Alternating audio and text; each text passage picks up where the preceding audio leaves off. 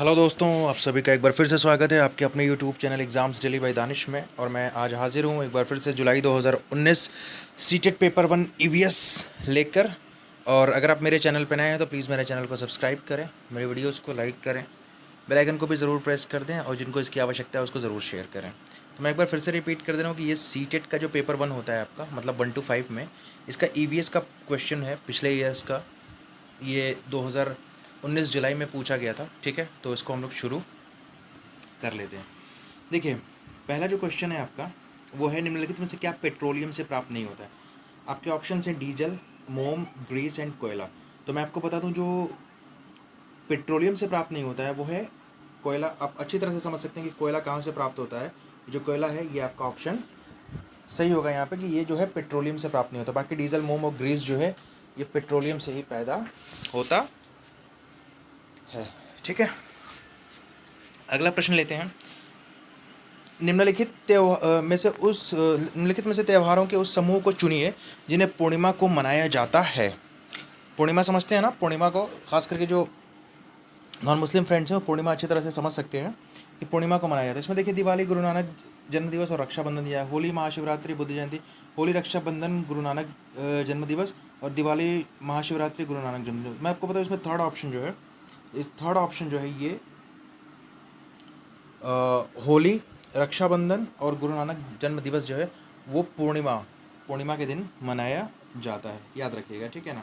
महाशिवरात्रि पूर्णिमा के दिन नहीं मनाया जाता, बुद्ध जयंती पूर्णिमा के दिन नहीं मनाया जाता, ठीक है ना। दिवाली पूर्णिमा के दिन नहीं मनाई जाती है, पता करिएगा, आपको समझ में आ जाएगा। चलिए अगला प्रश्न लेते हैं। निम्नलिखित राज्यों में से किस एक समूह के समुद्र तट अरब सागर पे हैं। इसमें जो है आपसे पूछा गया कि किस एक का जो समूह उसका जो है वो अरब सागर पे। तो मैं आपको इसमें बता देता हूँ कि इसमें जो है ऑप्शन नंबर जो फर्स्ट है आपका, कर्नाटक, केरल, गुजरात जो है ये समुद्र तट जो है अरब सागर पे है, याद रखिएगा। बाकी जब आप देखेंगे इसमें कहीं कहीं आंध्र प्रदेश आपको देखेगा ही नहीं, केरल, कर्नाटक। अब देखिए, पश्चिम बंगाल भेज दिया, बिल्कुल नहीं। ये कहाँ पे अरब सागर पे आ जाएगा, पश्चिम बंगाल, आप समझ सकते हैं। आंध्र प्रदेश, तेलंगाना और उड़ीसा यहाँ पे आ गया। इसलिए जो ऑप्शन आपका सही है वो कर्नाटक, केरल, गुजरात जो है, आपको पता भी होगा कि ये समुद्र तट जो है अरब सागर पे है। ठीक है,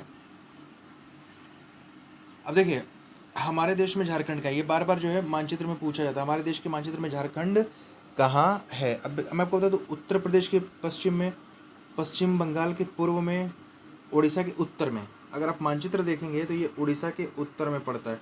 बाकी ये गलत है, ठीक है ना। ये उड़ीसा के उत्तर में पड़ता है। इस मानचित्र के क्वेश्चंस को मैं कराने वाला हूँ, कल मेरा एग्ज़ाम है। एग्ज़ाम फिनिश होने के बाद मैं सारी चीज़ों को बहुत ही अच्छी तरह से लेके आऊँगा। अभी भी मैं अच्छी तरह से कोशिश कर रहा हूँ कि आप समझें इस चीज़ को, लेकिन एक बार मानचित्र जब आप उठा के देखेंगे तो ये उड़ीसा के उत्तर में जो है आपको झारखंड मिल जाएगा। आपको मैंने पिछले वीडियोज़ में एक क्वेश्चन पूछा था कि मतलब तोरांग जो है, किस भाषा में तोरांग का मतलब जो है जंगल होता है, तो वो झारखंड की भाषा थी। मैंने आपको बताया था कि झारखंड में तोरांग का मतलब जंगल होता है, याद होगा आपको, ठीक है। अगला प्रश्न लेते हैं। देखिए, ये ठीक बार बार ये क्वेश्चंस आ रहे हैं, पिछले वीडियो में भी आया था। इसका आप स्क्रीनशॉट लेना और आप इसको खुद करने की कोशिश करना कि ये जो है कंडीशन दे देता है कि आपका घर यहाँ पे है, एक्स अक्ष पे है, वाई अक्ष पे। इसको आप पढ़ना और खुद करना, ठीक है ना। मैं आगे बढ़ता हूँ। नेक्स्ट क्वेश्चन है, कोई लड़का मडगांव, मतलब ये मडगांव जो है बार बार क्वेश्चन आता है, मडगांव जो है गोवा में है, ठीक है। मडगांव से 30 जून 2019 को रेलगाड़ी में सवार हुए। रेलगाड़ी 9:45 बजे मडगांव से चली तथा अगले दिन 7:15 बजे नागरकोइल पहुंच गई। नागरकोइल जो है केरल में है, ठीक है।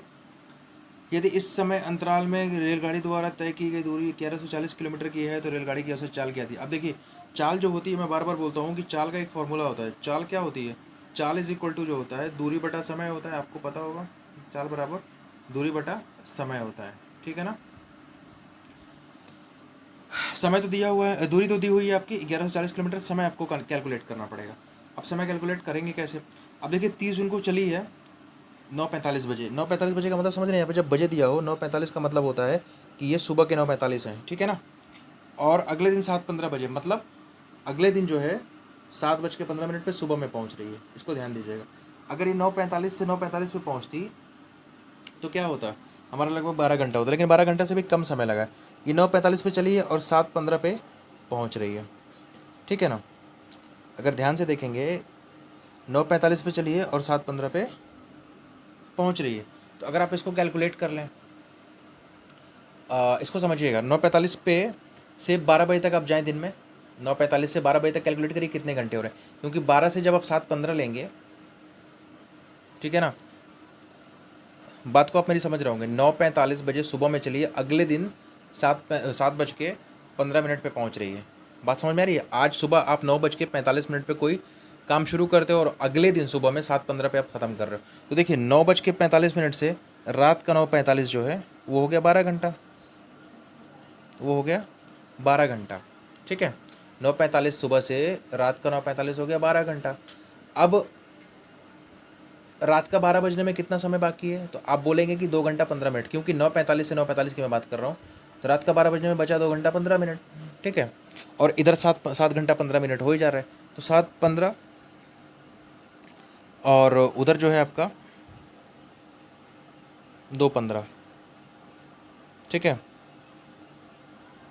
तो 12-9 21 घंटा 30 मिनट, 21 घंटा 30 मिनट जो है समय लगा।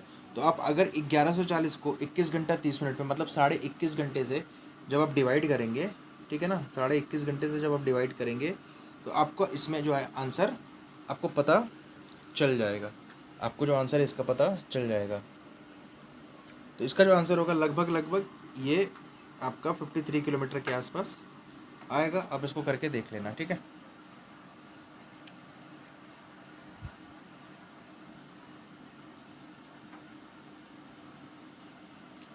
अब देखिए, हमारे देश के एक जंगल में उस जंगल के लोगों आदिवासी को खेती के लिए जमीन ग्राम सभा पंचायत द्वारा एक विशेष मात्रा की यूनिट अथवा इकाई में, जिसे टिन कहते हैं, आवंटित की जाती है। टिन क्या है? टिन देखिए, अगर आपने पढ़ा होगा ईवीएस ढंग से, तो इसमें मैं आपको बता दूं, टिन जो है वो भूमि जिस पर कोई किसान एक टिन बीज बोता है, एक टिन बीज बोता है, उसी को हम टिन कहते हैं, ठीक है। अगला प्रश्न लेते हैं। नीचे दिए गए शहरों में से किस एक में रेत के पहाड़, जिन्हें रेत के टीले कहते हैं, पाए जाते हैं? ध्यान से पढ़ लीजिएगा, ठीक है। तो मैं आपको बता दूं कि जो रेत के टीले हैं, जिसको सैंड ड्यून्स बोला जाता है, ये आपको अबू धाबी में मिलेंगे। रेतीली जगह है, रेगिस्तानी जगह है, इसलिए आपको ये अबू धाबी में मिलेगा, ठीक है। तो इसमें बहुत सोचने की बात नहीं, ओपन एंड शट टाइप का क्वेश्चन है ये, कि रेत के टीले की जब भी बात आएगी तो आपको अबू धाबी यहाँ पे देखने को मिलेगा क्वेश्चन में, ठीक है। अब देखिए, हम सभी पुराने कुओं को देखते हैं जो अब सूख सूख गए हैं। हमारे बड़े यह कहते हैं कि अब से लगभग 25 से 30 साल पहले इन कुओं में काफ़ी पानी था, परंतु अभी पूरी तरह से सूख गए। निम्नलिखित में से कुओं के सूखने के संभावित कारणों को चुनिए। मैंने क्वेश्चन पढ़ दिया, मैं इसको स्क्रॉल कर रहा हूँ, ठीक है। ये दिया हुआ है, जिन झीलों में वर्षा का पानी इकट्ठा होता था अब वो नहीं है। चलिए, पेड़ों कुओं के आसपास के क्षेत्रों की ज़मीन अब कोल तार सीमेंट से ढक गई है।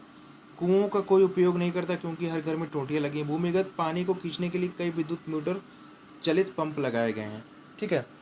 तो इनमें से जो है आपका क्या कारण हो सकता है? यहाँ पे ऑप्शंस दिए हैं ए, बी और सी, बी, सी, डी और सी, डी है। तो मैं आपको बता दूँ, इसमें जो है तीसरा जो ऑप्शन है, बी को छोड़ दीजिए, पेड़ों और कुओं के आसपास के जो क्षेत्रों की ज़मीन को कोलतार मिट्टी से ढक दिया गया, उससे रुकने का कोई लेना देना नहीं है। आपका ए जो है, बी, ए, सी और जो डी है वो सही है, मतलब आपका ऑप्शन नंबर जो थर्ड है वो सही होगा, ठीक है। यहाँ पे ऑप्शन नंबर थर्ड जो है वो सही होगा। चलिए नेक्स्ट क्वेश्चन। पर्यावरण अध्ययन में संकल्पनाओं और मुद्दों को विज्ञान और सामाजिक विषय के रूप में नहीं रखा गया है, क्यों? बोला गया पर्यावरण अध्ययन में संकल्पनाओं और मुद्दों को विज्ञान और सामाजिक विज्ञान के विषय के रूप में नहीं रखा गया। इसको इंटीग्रेट करके ये लोग पढ़ा देते हैं, ठीक है। मतलब जो क्या करते हैं कि पर्यावरण अध्ययन की पुस्तक है, पर्यावरण अध्ययन के टॉपिक तो रहते ही हैं, उसमें ये लोग जो है दो अलग विषय क्षेत्र जो हैं उसके क्वेश्चंस को, उसके टॉपिक को उठा के इसमें कराते हैं, ठीक है। अब क्यों पूछा है यहाँ पे, क्यों? बात समझ में आ रही है? क्यों? पहला दिया है, सीबीएसई के द्वारा कार्य पर्यावरण अध्ययन के पाठ्यक्रम को इसी प्रकार से निर्धारित किया गया। नहीं, इस आयु वर्ग के बच्चे अपने परिवेश को समग्र रूप में देखते हैं। बात को समझिएगा, कहा गया है कि मुद्दों को सामाजिक विज्ञान के विषय के रूप में नहीं रखा गया है। इसके जो मुद्दे हैं, ठीक है, इसको जो है अलग अलग, जैसे विज्ञान और सामाजिक विषय के रूप में नहीं रखा गया। इसका कारण ये है ना कि यहाँ पे जो बच्चे हैं, इस आयु वर्ग के जो बच्चे अपने परिवेश को समग्र रूप में देखते हैं, वो बांट के नहीं देखते हैं, इसलिए इसको एकीकृत करके रखा गया। इस बात को समझिएगा, बस इस क्वेश्चन का मीनिंग ये है। अगला है, निम्नलिखित में से कक्षा 1 और 2 के लिए पर्यावरण अध्ययन के विषय में संदर्भ में सच है। पर्यावरण अध्ययन से संबंधित मुद्दों को का जो संबंधों का संपादन भाषा के द्वारा होता है। नहीं यार, सिर्फ भाषा के द्वारा तो नहीं होता, इसमें 2 सब्जेक्ट हैं। पर्यावरण अध्ययन संबंधी मुद्दों को और संबंधों का संपादन भाषा और गणित के माध्यम से होता है, ये बिल्कुल सही है। इसमें जो है और अब सोचने की ज़रूरत मेरे ख्याल से नहीं है आपको, ठीक है ना।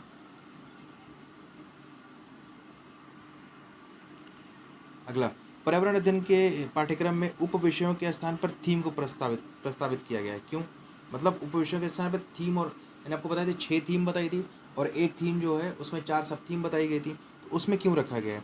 तो आपका बोला जा रहा है पर्यावरण अध्ययन में पाठों को कम करने के लिए नहीं, बच्चों के परिवेशीय बोध में वृद्धि करने के लिए, बच्चों के स्थानीय परिवेश मुद्दों से जुड़े हुए अंतः समझ की विकास के लिए। बिल्कुल सही है। देखिए इसमें जो 72 का जो थर्ड है वो बिल्कुल सही होगा।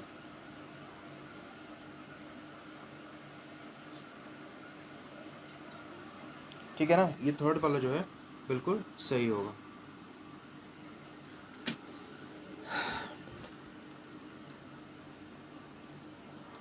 आगे बढ़ते हैं। निम्नलिखित में से कौन सा वर्तमान पर्यावरण अध्ययन पाठ्यक्रम में 6 मुख्य थीमों में से एक नहीं है? अब जो 6 मुख्य थीम बनाए गए उसमें से एक नहीं है। काम और खेल, भोजन, आवास, हम चीज़ें कैसे बनाते हैं, ये आपका थीम है, ये मैं पहले भी बता चुका हूँ। इसमें काम और खेल जो है वो जो थीमों में से एक नहीं है, आप थीम उठा के पढ़िएगा, उसमें से ये एक नहीं है। ठीक है, बिल्कुल सीधा सा क्वेश्चन है ये। निम्नलिखित में से कौन सा एक पर्यावरण अध्ययन के संबंध में सच नहीं है? पहला है, पर्यावरण अध्ययन की प्रकृति एकीकृत है। पर्यावरण अध्ययन बाल केंद्रित अध्ययन है। पर्यावरण अध्ययन बच्चों को अपने परिवेश को खोजने का अवसर। पर्यावरण अध्ययन वर्णनों और परिभाषाओं पर बल देता है, ये बिल्कुल गलत है। ठीक है, बाकी का तीनों सही है, ये परिभाषाओं पर बल नहीं देता है। निम्नलिखित में से क्या एक पर्यावरण अध्ययन में ज्ञान की रचना में बहुत ही महत्वपूर्ण है? बच्चों की सक्रिय भागीदारी, ठीक है। बच्चों के ज्ञान को शिक्षकों के ज्ञान से जोड़ना। पर्यावरण अध्ययन की कक्षा को 4 दीवारी से बाहर सीखना। बच्चों को स्थानीय ज्ञान के विद्यालय के ज्ञान से संबंधित करना। अब इसमें से बताइए आपके इसमें से क्या जो है बहुत ही महत्वपूर्ण है?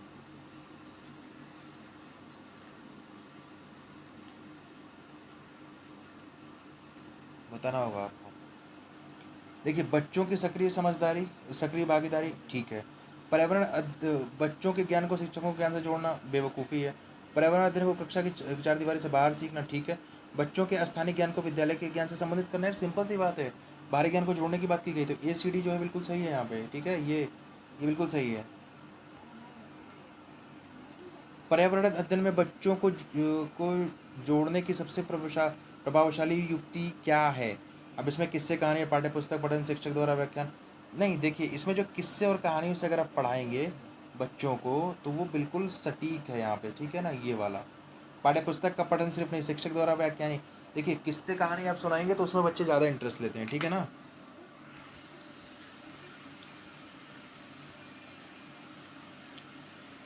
अगला है, पर्यावरण अध्ययन में बच्चों को पाठ्य पुस्तकों और शिक्षकों के अलावा अन्य स्रोतों की मदद लेने के लिए प्रोत्साहित करना चाहिए। क्यों? पहला ऑप्शन है, पर्यावरण अध्ययन सीखने के लिए पाठ्य पुस्तक और शिक्षक ही स्रोत नहीं है। यह पर्यावरण अध्ययन सीखने के लिए समुदायों और माता पिताओं की उपस्थिति का विकास करेगा। यह शिक्षकों को बच्चों की पृष्ठभूमि को जानने का अवसर देगा। यह बच्चों के सौंदर्यगत और मनोक्रियात्मक कौशल का विकास करेगा। तो आप बताइए इसमें से क्या हो सकता है? इसमें A, B और C जो है वो है, ये EVS की बात की जा रही है, ठीक है, सीखने की बात की जा रही है और बाहर से मदद लेने की बात की जा रही है। तो यहाँ पे सौंदर्यगत और मनोक्रियात्मक कौशल का विकास से यहाँ पे संबंध नहीं है। यहाँ पे जो है पर्यावरण अध्ययन सीखने के लिए पाठ्य पुस्तक और शिक्षा के स्रोत नहीं है, सिर्फ बाहर से भी आप ज्ञान ले सकते हो। ठीक है ना, मतलब अपने आसपास अपने वातावरण में रह के भी आप चीज़ों को सीख सकते हो। यह पर्यावरण अध्ययन सीखने के लिए समुदाय और माता पिताओं की उपस्थिति का विकास होगा, बिल्कुल सही बात है। यह शिक्षकों को बच्चों की पृष्ठभूमि को जानने का अवसर देगा, बिल्कुल सही बात है। तो इसका जो ऑप्शन होगा केवल A, B और C होगा, केवल A, B और C होगा। ठीक है ना। अगला लेते हैं, एक शिक्षक हमेशा क्रियाकलापों को कराने के बाद प्रश्नों और चर्चाओं का संचालन करता है। क्रियाकलापों, प्रश्नों और चर्चाओं के संचालन का उद्देश्य क्या है? अब इसमें देखिए यहाँ उसी तरह से ऊपर वाले क्वेश्चन की तरह ऑप्शंस दिए गए हैं। बच्चों की प्रक्रिया कौशलों का आकलन, बच्चों को खोजने का अवसर, देखो खोजने का अवसर देना तो ठीक है, बच्चों को अपनी अभिव्यक्ति का अवसर देना बिल्कुल सही है। बच्चों में उनके सीखने की गति के आधार पर विभेद, भाई विभेद क्यों करेगा तू, विभेद क्यों करेगा भाई, विभेद करना कहाँ से सिखा दिया गया है? विभेद करना तो इसमें क्या बोला गया है क्वेश्चन में कि संचालन करता है, उसका उद्देश्य क्या है, उसका उद्देश्य क्या है?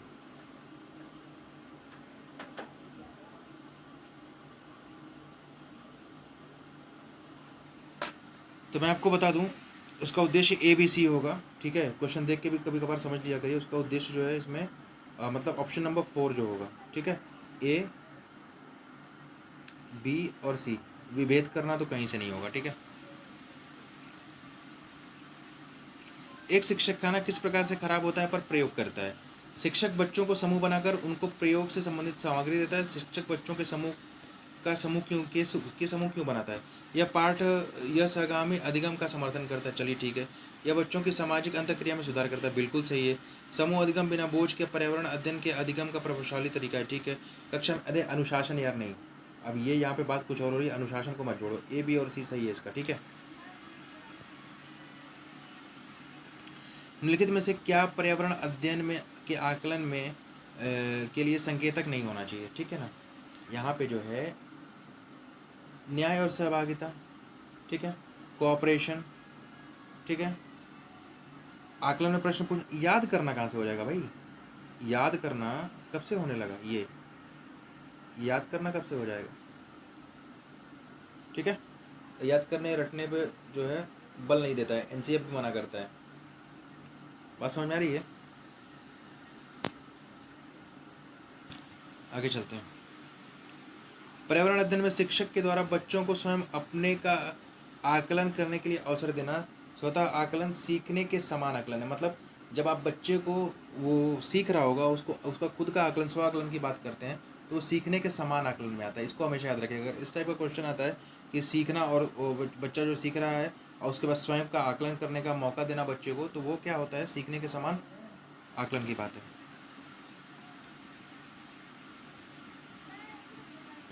अगला है, रेटिंग स्केल में कौन सी तकनीकी का उपयोग होता है? अब देखिए, रेटिंग स्केल की जब भी बात आती है तो वहाँ पे अवलोकन की बात होती है, ठीक है ना, अवलोकन।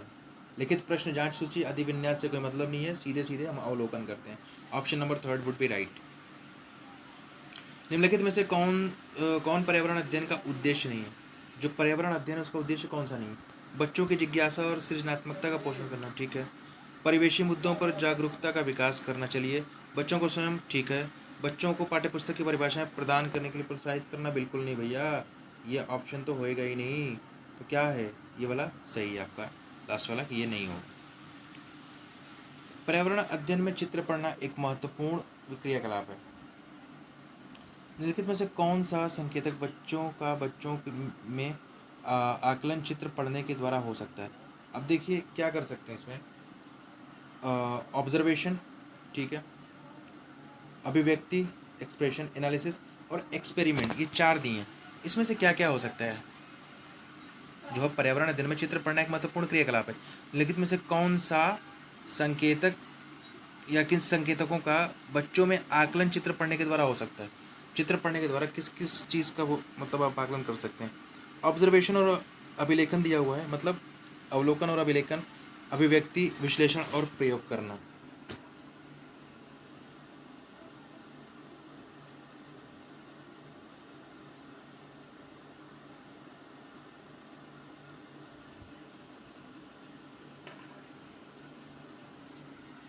देखिए इसमें जो ऑप्शन सही होगा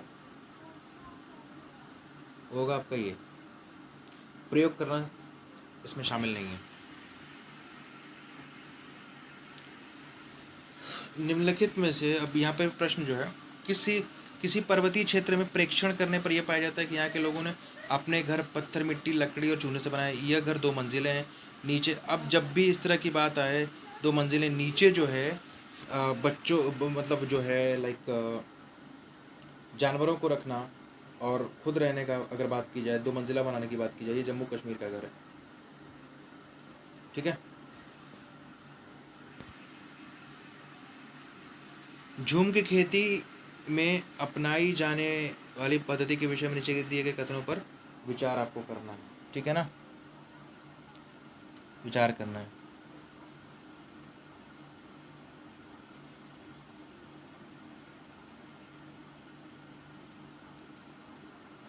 चलिए, एक फसल को प्राप्त करने मतलब कटने के बाद जमीन को कुछ साल तक ऐसे ही छोड़ देते हैं। बी, इस जगह को बांस या खरपतवार उगाता है उसे उखाड़ कर जला देते हैं। खरपतवार आदि को जलाने पर प्राप्त राख को खाद की तरह काम में लाते हैं। लास्ट, इस जमीन में खेती की बारी आती है तो बीज छिड़कने से पहले इसे गहरा जोता जाता है। मैं इसमें आपको एक बात बता दूं कि एक फसल प्राप्त करने के बाद उस ज़मीन को कुछ साल के लिए छोड़ देते हैं, सिर्फ यही सही है, बाकी का ऑप्शन इसमें सही नहीं है। तो ए जहाँ पे केवल ए दिया वही सही है, ठीक है ना, जहाँ पे ए दिया है केवल वही सही है।